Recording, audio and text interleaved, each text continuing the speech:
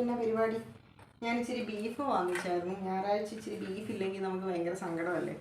ഞാൻ ഇച്ചിരി തക്കാളി കറിയൊക്കെ വെച്ചായിരുന്നു. ബീഫ് ഒലത്താന്ന് വെച്ചേ. അപ്പോൾ ഗ്രേവി ആയിട്ട് വെക്കാൻ വേണ്ടിയാണ് ബീഫ്.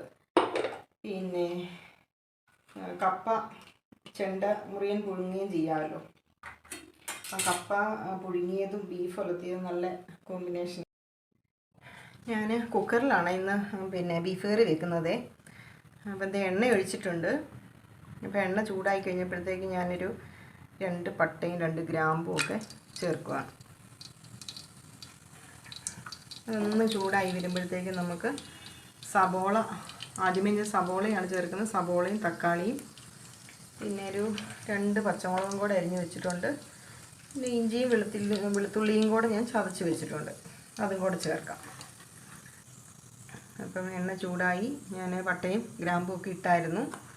സബോള അതിലേക്ക് ചേർക്കാതെ സബോളയും പച്ചമുളകും തക്കാളിപ്പഴവും എല്ലാം കൂടെ അങ്ങ് ഒപ്പം ചേർത്തേക്കാം.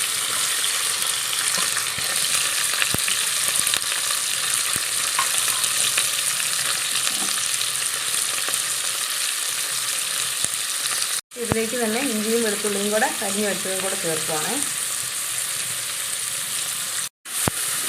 എല്ലാം കൂടെ ഇട്ടൊന്ന് വഴറ്റി കൊടുക്കാം. 1 കിലോ ബീഫാണ് ഞാൻ എടുത്തിരിക്കുന്നത് കേട്ടോ. അപ്പോൾ 1 കിലോ ബീഫിന് ഞാൻ ഒരു സവോളയാണ് ചേർത്തിരിക്കുന്നത്. പിന്നീട് നമുക്ക് ചെറിയ ഉള്ളി ഞാൻ അരിഞ്ഞ് വെച്ചിരിക്കുന്നത് പിന്നീട് ചേർക്കാനുള്ളതാണ്. അപ്പോൾ ഞാനിപ്പം തക്കാളിപ്പഴവും സവോളയും 2 പച്ചമുളകും എല്ലാം കൂടെ ഇതിനകത്തോട്ട് ഇഞ്ചിയും വെളുത്തുള്ളിയും കൂടെ ചതച്ചും എല്ലാം കൂടെ ഇട്ടാണ് വഴറ്റുന്നത്. കുറച്ച് ഉപ്പും കൂടെ ചേർത്ത് കൊടുത്തേക്കാം. ഇന്ന് വഴന്ന് വരുമല്ലോ. എല്ലാം ഒന്ന് നന്നായിട്ട് വഴന്ന് വരട്ടെ. എന്നിട്ട് നമുക്ക് മസാലകളൊക്കെ ചേർക്കാം. ഒന്ന് വഴന്ന് വന്നപ്പോഴത്തേക്കും ഞാൻ കുറച്ച് മഞ്ഞൾപ്പൊടി ചേർക്കുന്നുണ്ട്. 1 ടീസ്പൂൺ കാശ്മീരി മുളക് പൊടി. ഇത് നന്നായിട്ടൊന്ന് വഴറ്റി കൊടുക്കാം. കുറച്ച് ഗരം മസാല പൊടി. ഞാൻ 1 കിലോ ബീഫ് കഴുകി വാലാൻ വെച്ചിരുന്നതാണ്.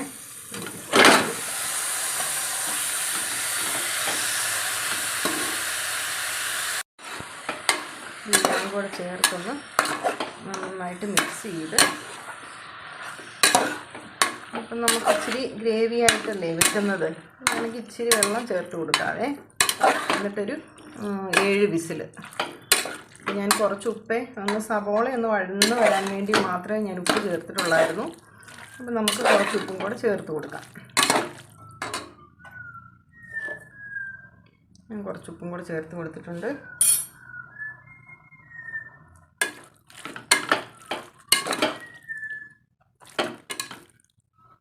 കുറച്ച് ജാറ് കഴുകിയ വെള്ളം, അതായത് നമ്മൾ ഇഞ്ചിയും വെളുത്തുള്ളിയൊക്കെ ചതച്ചതിൻ്റെ ആ ഒരു കാണുമല്ലോ, അത്രയും കൂടെ വെള്ളം ഞാൻ ചേർക്കും. എന്നിട്ടെല്ലാം കൂടെ ഒന്ന് മിക്സ് ചെയ്ത് ഒരു 6-7 വിസിൽ.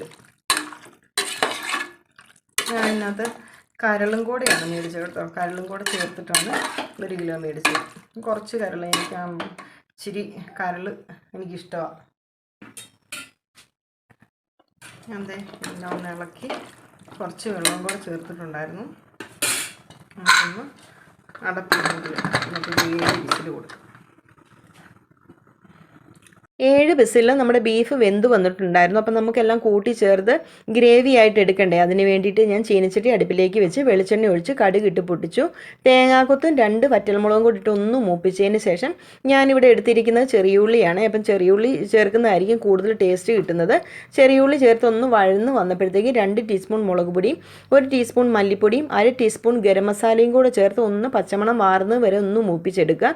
അപ്പം എൻ്റെ കയ്യിൽ ഉണ്ടായിരുന്നത് പച്ചക്കുരുമുളക് കേട്ടോ, ഉണങ്ങിയതില്ലായിരുന്നു. അപ്പോൾ കുരുമുളകും കൂടെ ചേർത്തിട്ടാണ് ഞാനൊന്ന് വഴറ്റിയെടുക്കുന്നത്. അപ്പോൾ കുരുമുളക് ചേർത്ത് ഒന്ന് പച്ചമണം മാറുന്നത് വരെ ഒന്ന് മൂപ്പിച്ചെടുക്കുക. അതിന് ശേഷം നമ്മൾ ഇപ്പോൾ കുക്കറിനകത്ത് വേവിച്ച് വെച്ചേക്കുന്ന ബീഫും കൂടെ ഇതിനകത്തോട്ടിട്ട് കുടഞ്ഞിട്ട് ഒന്ന് 10 മിനിറ്റ് ഒന്ന് മൂടി വെച്ച് വേവിക്കുക. അപ്പം നല്ല ടേസ്റ്റുള്ള ബീഫ് കറി ആയിരുന്നു ഇത്. അപ്പത്തിനോ അല്ല കപ്പ പുഴുങ്ങിയതിൻ്റെ കൂടെയോ പൊറോട്ടയുടെ കൂടെ എന്തിൻ്റെ കൂടെ വേണമെങ്കിലും കഴിക്കാം. അപ്പം നല്ല കറിയായിരുന്നു. എല്ലാവരും ഇതുപോലെ ഒന്ന് ട്രൈ ചെയ്ത് നോക്കണേ. അപ്പം എൻ്റെ വീഡിയോ കണ്ടിട്ട് എല്ലാവരും ഒന്ന് അഭിപ്രായം പറയണം. സബ്സ്ക്രൈബ് ചെയ്യണം, ഷെയർ ചെയ്യണം, കമൻറ്റ് ചെയ്യണം. എല്ലാവർക്കും താങ്ക്